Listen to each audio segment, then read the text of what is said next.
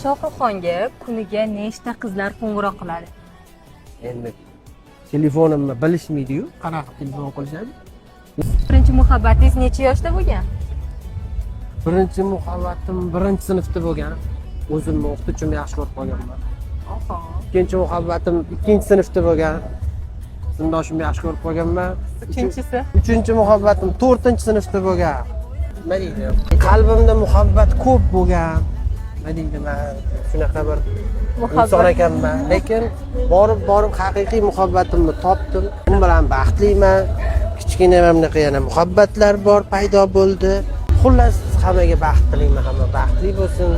Sevib, sevilib, qalbi to'la muhabbat bilan hayot kechirsin.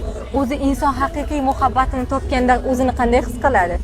Baxtli bo'ladi va eng muhimi xotirjamlik. Xotirjamlik.